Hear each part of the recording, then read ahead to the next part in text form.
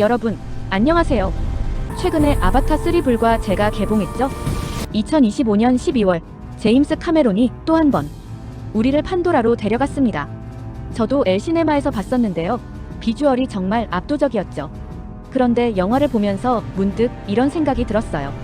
아, 아바타2에서 무슨 일이 있었더라.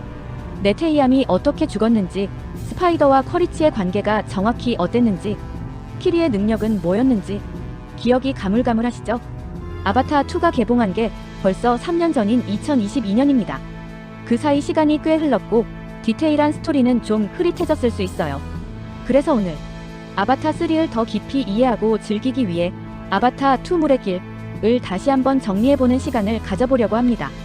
스토리 중심으로 캐릭터들의 관계를 파악하고, 그리고 왜 이 영화가 평론가와 관객 사이에서 엇갈린 평가를 받았는지까지 여러분의 기억을 되살려드릴게요.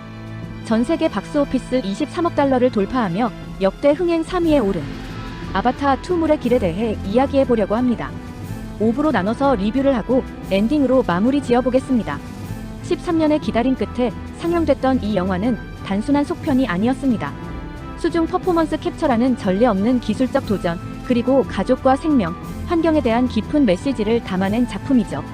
과연 이 영화는 왜 평론가와 관객 사이에서 엇갈린 평가를 받았을까요? 그리고 3시간이 넘는 러닝타임 동안 제임스 카메론은 우리에게 무엇을 보여주고 싶었던 걸까요? 지금부터 스토리를 중심으로 아바타2를 깊이 있게 파헤쳐 보겠습니다. 먼저 1부에서 15년 후 판도라의 새로운 위협입니다. 영화는 1편으로부터 15년이 흐른 2169년의 판도라에서 시작됩니다. 제이크 설리는 이제 오마티카야 부족의 족장이 되었고, 네이티리와의 사이에서 4명의 자녀를 두고 있죠. 첫째 네테이암, 둘째 키리, 셋째 로아크, 그리고 막내 투크티리. 여기에 인간 소년 스파이더까지. 제이크의 가족은 판도라의 정글에서 평화롭게 살아가고 있었습니다. 하지만 이 평화는 오래가지 못했습니다. 인류가 다시 돌아온 겁니다. 그것도 훨씬 더 공격적이고 조직적인 모습으로 말이죠. 1편에서 네이티리의 화살에 죽었던 마일스, 커리치 대령이 리컴이라는 아바타 전사로 부활해서 돌아온 것입니다. 그의 목표는 단 하나, 제이크 설리를 제거하는 것. 여기서 주목해야 할 점은 커리치의 변화입니다. 그는 인간의 기억을 가진 나비족의 몸으로 태어났어요. 이전 생의 기억은 있지만 새로운 감각, 새로운 본능을 가진 존재가 된 거죠. 이 정체성의 혼란은 영화 전체를 관통하는 중요한 테마가 됩니다. 제이크는 가족을 지키기 위해 어려운 결정을 내립니다.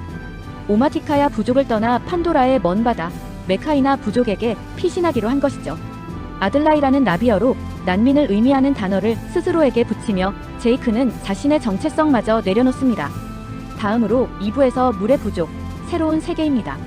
메카이나 부족의 등장은 아바타2의 가장 큰 하이라이트 중 하나입니다. 정글에 사는 오마티카야 부족과 달리 메카이나는 산호초와 바다를 터전으로 삼은 해양 부족이에요. 그들의 몸은 바다 환경에 최적화되어 있습니다. 꼬리는 더 널쩍하고 팔은 더 길며 피부는 청록색을 띠고 있죠. 케이트 윈슬렛이 연기한 로날, 그리고 클리프 커티스가 연기한 족장 토노와리가 이끄는 이 부족은 마오리 문화에서 깊은 영감을 받았습니다. 설리 가족은 이곳에서 적응의 시간을 겪습니다. 특히 로아크가 메카이나의 자녀들에게 네 손가락 달린 괴짜라며 놀림을 받는 장면은 인상적이에요. 제이크의 아바타는 인간의 DNA를 가지고 있어서 5손가락이 아닌 4손가락을 가졌거든요. 이건 단순한 외형적 차이가 아닙니다. 정체성과 소속감에 대한 은유죠. 하지만 진정한 교감은 물속에서 일어납니다. 메카이나 부족의 아이들은 설리 가족에게 일루라는 해양 생물을 타고 물속 세계를 탐험하는 법을 가르쳐주죠. 키리는 바다와 특별한 교감을 나누고, 로아크는 외톨이 툴쿤 파야칸과 운명적인 만남을 갖게 됩니다. 툴쿤, 이들은 단순한 고래가 아닙니다. 나비족보다 더 지적이고 절대 살생하지 않는다는 철학을 가진 영적 존재들이에요. 메카이나 부족은 각자의 정신적 형제인 툴쿤과 평생 유대를 맺고 살아갑니다. 로아크가 만난 파야칸은 무리에서 추방당한 툴쿤이었어요. 그 이유는 충격적입니다. 파야칸은 절대 죽이지 않는다는 툴쿤의 규칙을 어기고 자신의 어머니를 죽인 인간들에게 복수했던 것이죠.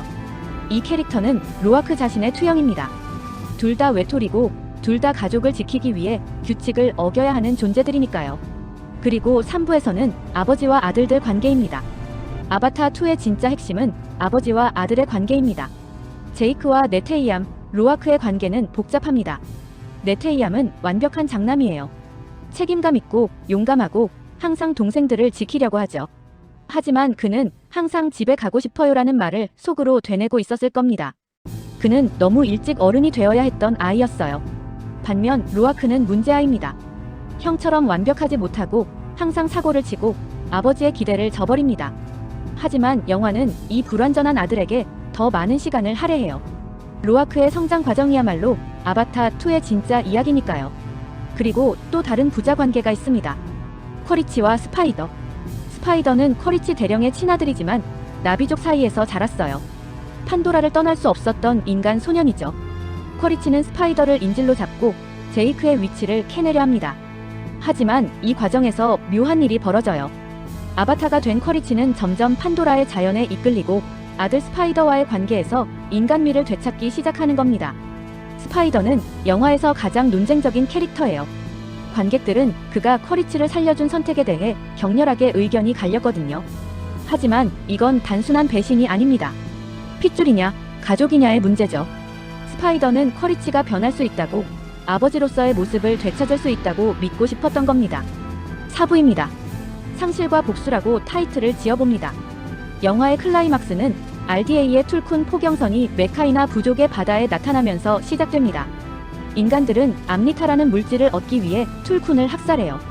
암니타는 툴쿤의 뇌에서 추출되는 물질로 인간의 노화를 완전히 멈출 수 있다는 불로장생의 약이죠.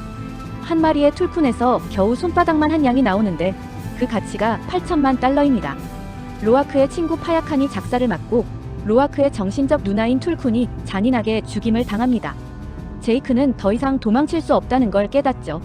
최후의 전투가 시작됩니다. 메카이나 부족과 설리 가족은 포경선을 습격하고 파야칸까지 가세하면서 배를 전복시키는데 성공해요. 하지만 이 과정에서 비극이 일어납니다. 네테이암이 죽습니다. 동생 스파이더를 구하던 중 총에 맞은 네테이암은 제이크의 품에서 숨을 거둬요. 아빠, 저 집에 가고 싶어요라는 그의 마지막 말은 관객들의 심장을 찢어놓았습니다. 완벽한 장남, 항상 책임을 져야 했던 그 소녀는 결국 집으로 돌아갈 수 없었던 거예요. 네이티리는 분노합니다. 그녀는 쿼리치를 향해 복수의 칼날을 들이대고 키리를 인질로 잡은 쿼리치와 대치하죠. 이 순간 스파이더가 개입합니다.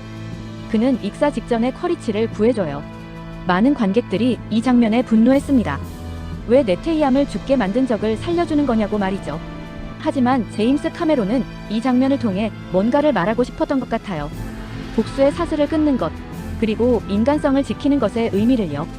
5부는 물의 길, 그리고 남은 이야기입니다. 영화는 네테이암의 장례식으로 끝을 향해 갑니다. 제이크와 네이티리는 영혼의 나무에 연결되어 죽은 아들과의 추억을 떠올려요. 초반에 함께 물고기를 잡으며 놀던 행복했던 순간들. 그 기억은 너무나 생생하고 아름다웠지만 이제 영원히 돌아올 수 없는 시간이 되어버렸죠. 제이크는 말합니다. 우리는 이제 이곳을 떠나지 않을 것이다. 이곳이 우리의 집이다. 싸움은 끝나지 않았다. 이 영화의 제목, 물의 길은 무엇을 의미할까요?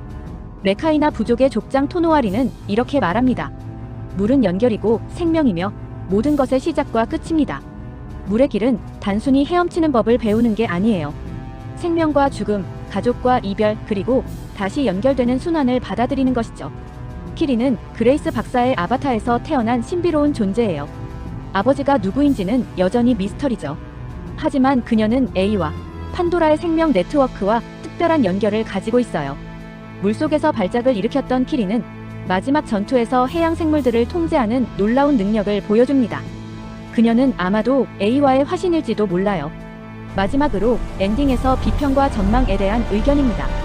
아바타2는 평론가들에게 76%의 긍정적인 평가를, 일반 관객들에게는 94%의 점수를 받았습니다.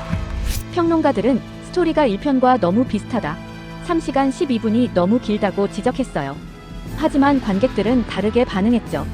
비주얼만으로도 표값은 충분하다, 가족의 이야기에 깊이 공감했다는 평가가 줄을 이뤘습니다. 이 영화는 단순한 SF 액션이 아닙니다. 제임스 카메론은 가족, 정체성, 환경, 그리고 생명의 존엄성에 대해 이야기하고 싶었던 거예요. 13년을 기다린 만큼 그는 완벽주의적으로 이 이야기를 풀어냈습니다. 여러분은 아바타2를 어떻게 보셨나요? 댓글로 여러분의 생각을 들려주세요. 시청해주셔서 감사합니다. 구독과 좋아요 잊지 마시고 다음 영상에서 만나요.